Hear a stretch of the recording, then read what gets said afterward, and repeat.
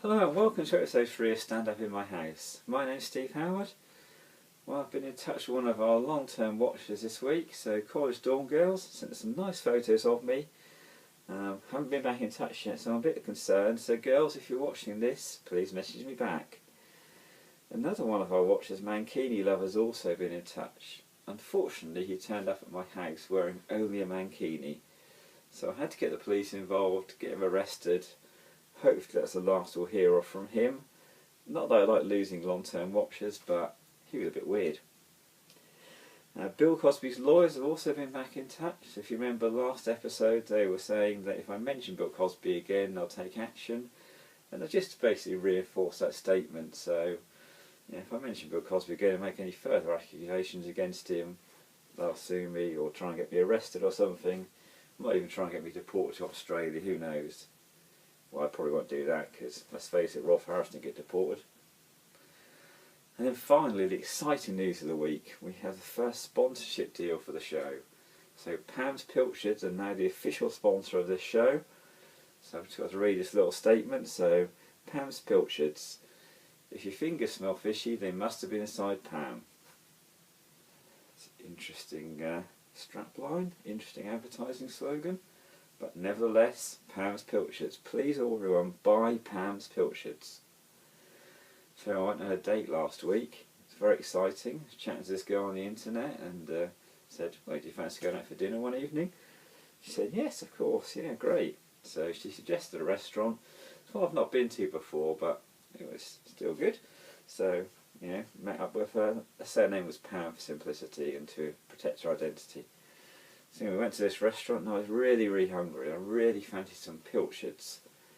Unfortunately it was an Italian restaurant, so I had to make do with pasta.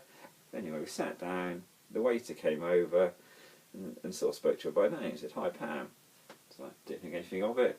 A million reasons why the waiter would know her.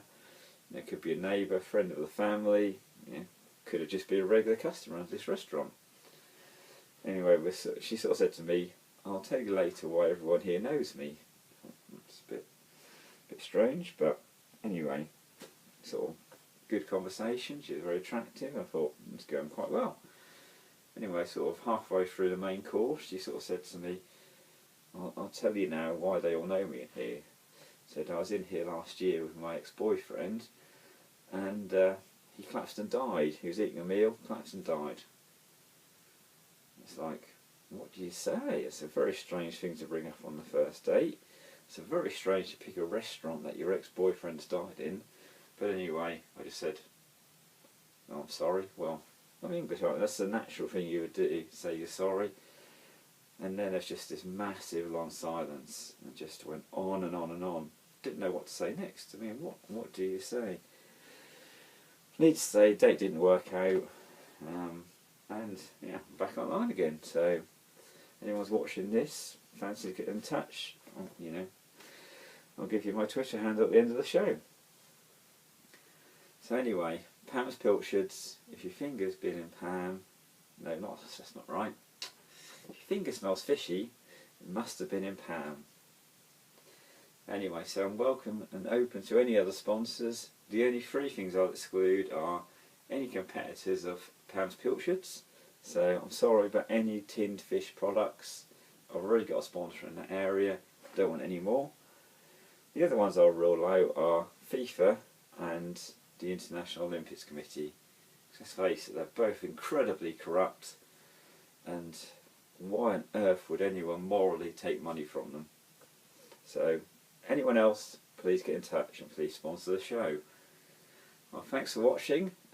So hashtag stand up in your house and contact me on Twitter at SteveHoward1972 and stay tuned for the next show.